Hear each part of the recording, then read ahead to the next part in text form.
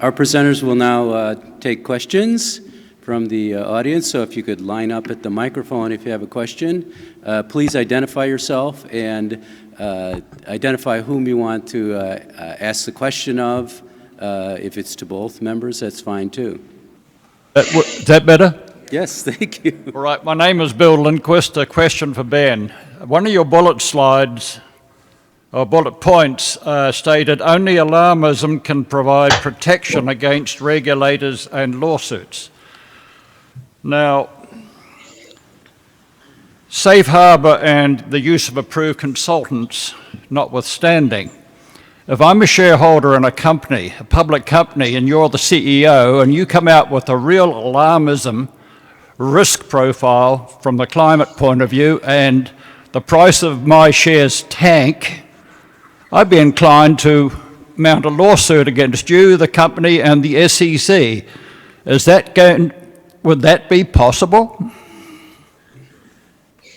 Well, I suppose anything is possible, sadly.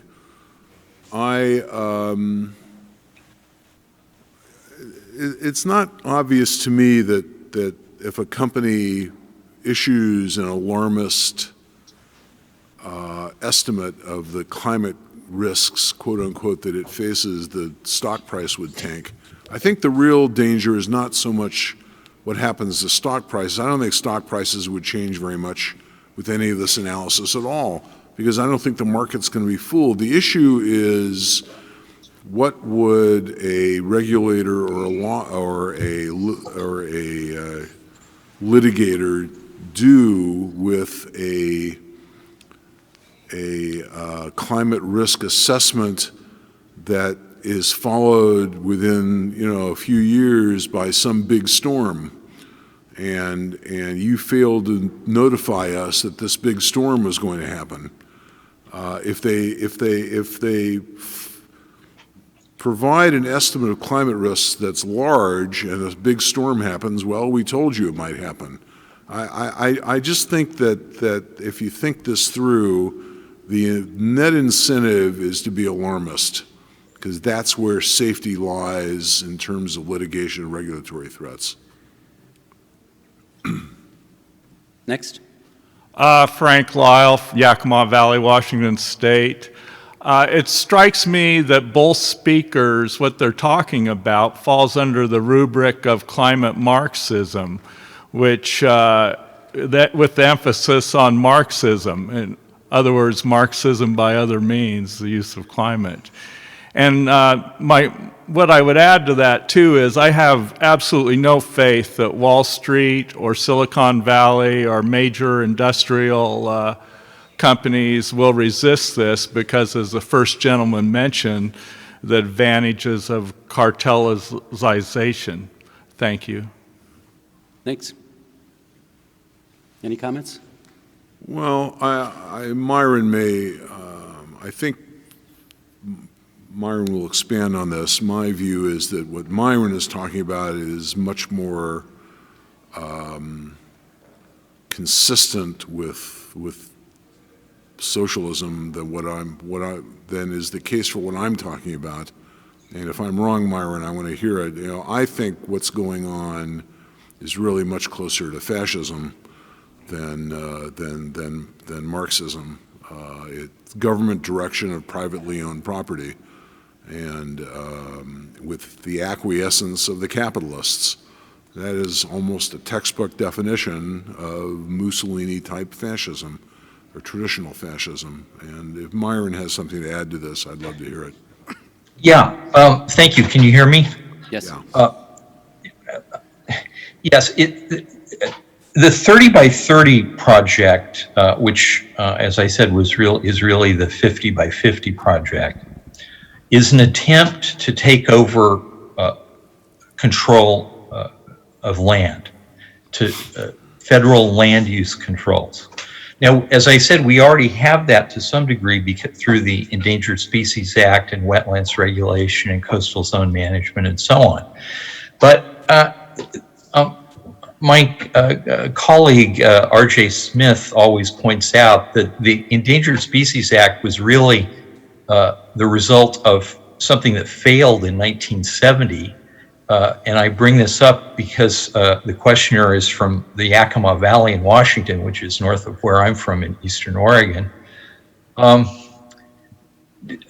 Senator Henry Scoop Jackson proposed in 1970 federal land use zoning. And the Nixon administration supported that bill. Luckily, it failed by just a few votes in the House of Representatives. So 30 by 30 is a kind of extreme version of federal land use controls. And here's what the debate is about.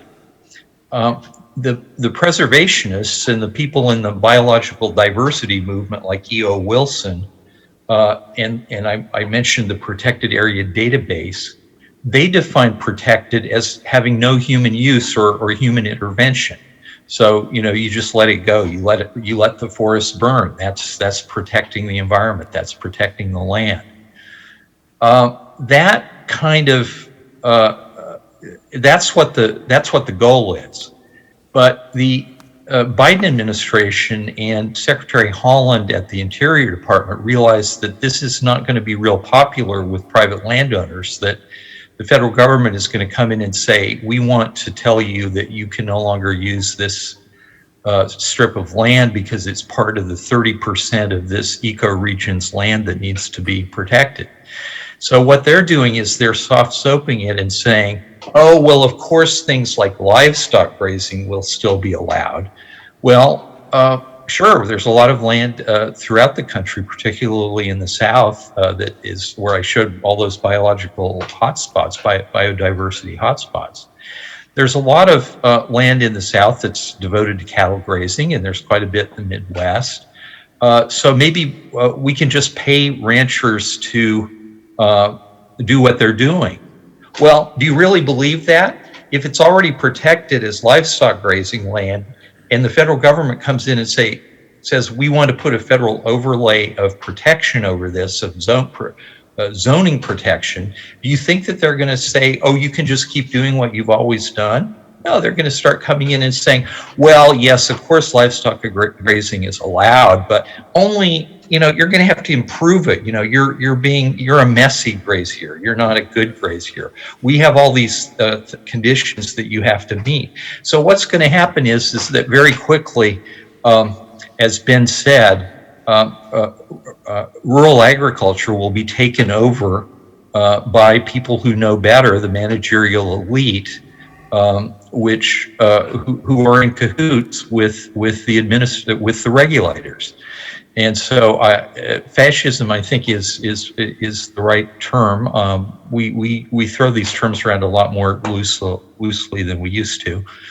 So you can call it socialism or communism if you want, but I think it's the takeover of people's property by experts who know better and should really be in charge of managing it. Thank you, Myron. Next question. Hi, Tim Kalin with Impact Analytics. One of the statements from the keynote last night was the facts are on our side and we're winning. Okay, I don't agree with that. Certainly the facts are on our side, but I don't think we're winning. I think the media, most of the media is against us. Social media actually bans statements that we make. I mentioned to Ben this morning, I run a marketing company. Every marketing person in the world knows that you never let facts get in the way of selling crap to people who don't need it. So I guess my question is, are we winning? And this is for the whole panel. Are we winning? And if not, how do we win? How do you attack? I mean, you can't attack a symbol with facts. It doesn't work. You have to attack and undermine the symbol itself. Climate change is a symbol. The Great Reset is a symbol. Are we winning? May I start, Sam? Yes, please. Look, I pass around a list of the funding of the environmental groups and compare it to the groups, the free market and conservative groups that like Heartland and CEI that oppose climate alarmism and energy rationing policies. And, the top 50 groups have an annual budget approaching $4 billion. CEI's budget is $7 million, and about a quarter of that is spent on energy and climate. And we're one of the bigger groups. Heartland is one of the bigger groups. They're certainly about the same size as CEI. So the correlation of forces is overwhelmingly against us. I used to say, when I first got involved in these issues in the 1990s, it was probably 20 or 50 to 1. It's more like 100 or 500 to 1 now in terms of resources that are being expended by the climate industrial complex. And every time you subsidize renewable energy, you're subsidizing the climate industrial complex to grow in political power. If you're getting a subsidy, how much are you willing to spend to keep that subsidy? Well, a pretty high percentage of what you're getting. So we're vastly outgunned, even if the facts are on our side. Why I think we're going to prevail eventually is just simply reality. We can't stop the Cape Wind project, or well, maybe Dave Stevenson at Caesar Rodney will stop the Cape Wind project, or I guess it's called the Vineyard Wind project, or any of these big solar factories that they're cutting down forests to build in Virginia. Thousands of acres of forests are being replaced by solar panels. We can't stop that. There's going to be a huge amount of economic damage. It's getting worse every year, and with the Biden administration, it's moving ahead on all fronts, even the financial sector, for example. So there's going to be a huge amount of collateral damage. But reality, in the end, this stuff is all preposterous. You can't power a modern economy with windmills and solar panels and batteries, no matter how much money you put into it. So at some point, this is all going to crash, and we're going to win the debate. But I hope that the lights are still on when that happens. Well, I guess I basically agree with Myron, as much as I hate to admit that. Yeah, enormous amount of damage will be done, an enormous amount of cost will be incurred, resources will be wasted in massive quantities. But at the end of the day, ordinary people know their interests, and a federal government with Joe Biden in the White House, a small but nonetheless a majority in the House of Representatives, and effective control of the Senate, is having a great deal of difficulty getting this passed. 2 Democratic senators, and I suspect some others who are hiding in the tall grass as well. Myron is right. Reality has to intrude, and I think people have a healthy skepticism in all this. And in the end, I think America will not go down this path permanently, although there may be some very costly detours in the short run. Could I add to that, Ben? Yes. Look, yeah, I agree. I think nationally, these policies, they have never enacted one of these big policies. Cap and trade was the big one in 2009, and it failed. The big one now is the Clean Electricity Performance Program, which is in the massive so-called reconciliation package, which would federalize the grid for the purposes of requiring more and more renewable energy. So I agree with you at the national level. But, some states are locked into this. I mean, California, the average price of electricity for residential consumers is about 12 cents. It should be lower than that, but it's about 12 cents. In California, it's 23 cents, and it's going up. They're just starting this renewable binge that they've locked this in legally. So I think, yeah, I think I have more hope. I have as much hope as you do, Ben, at the national level. But some states are they're destroying themselves.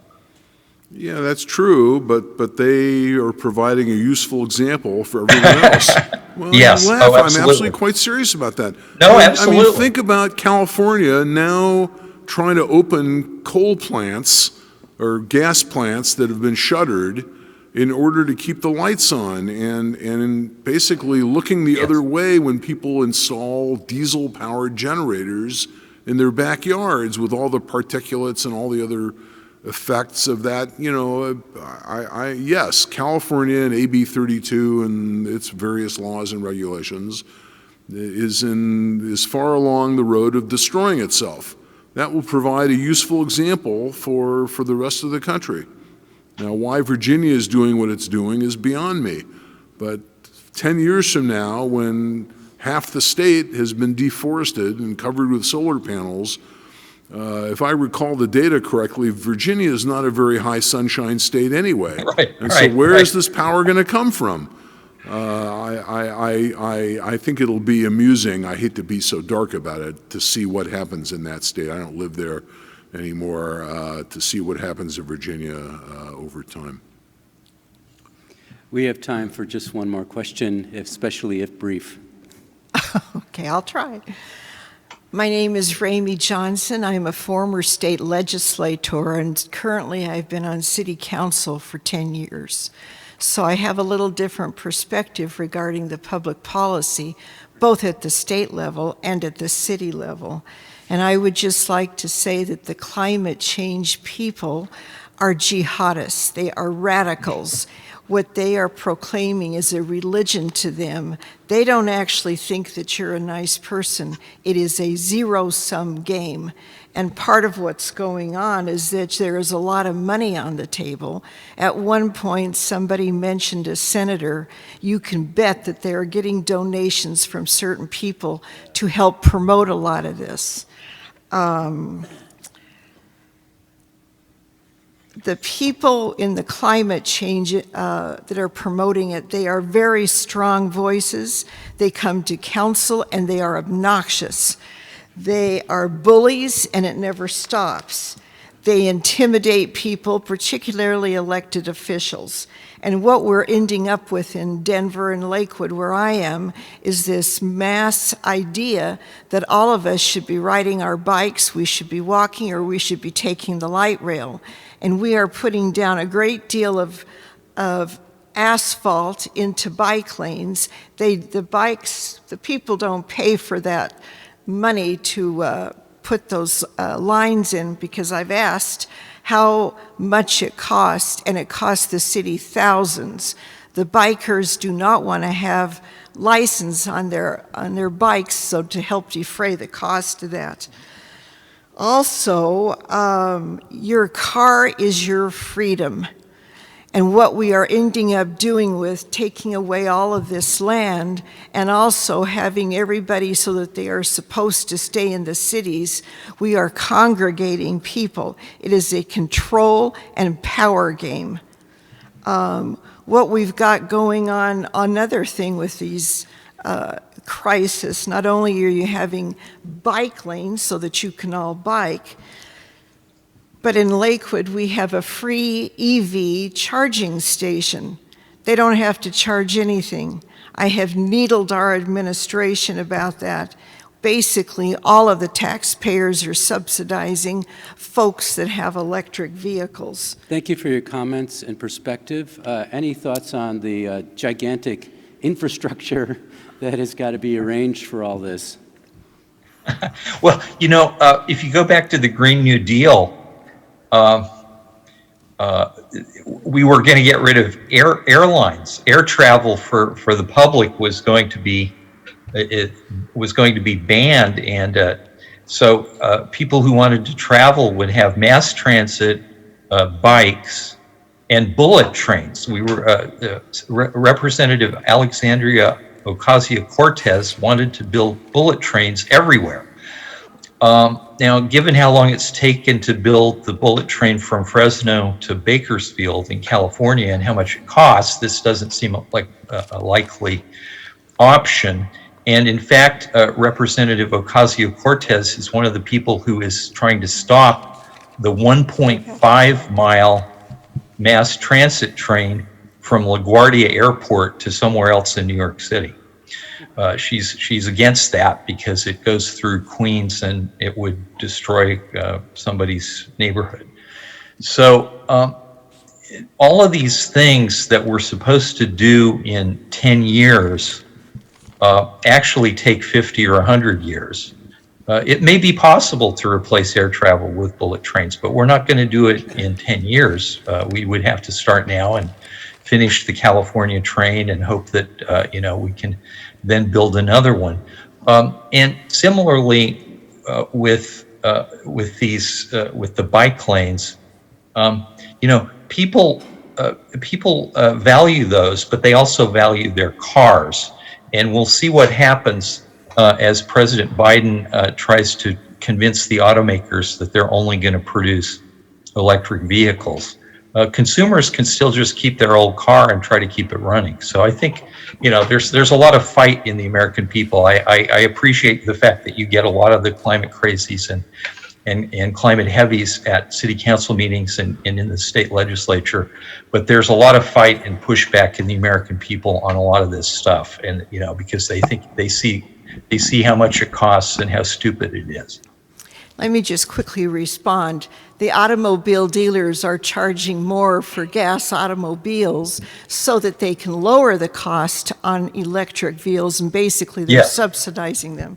One more thing, you showed Thank you all for your of question. all I'm of the sorry, cattle. but the session is ending now. Okay, let me just have one more comment. Thank you all for your attention. It's been very good exchange here, and we really appreciate it. I hope that, we all hope that Ken Green will be very well soon. Let's thank our panelists who were just terrific. It's not exactly.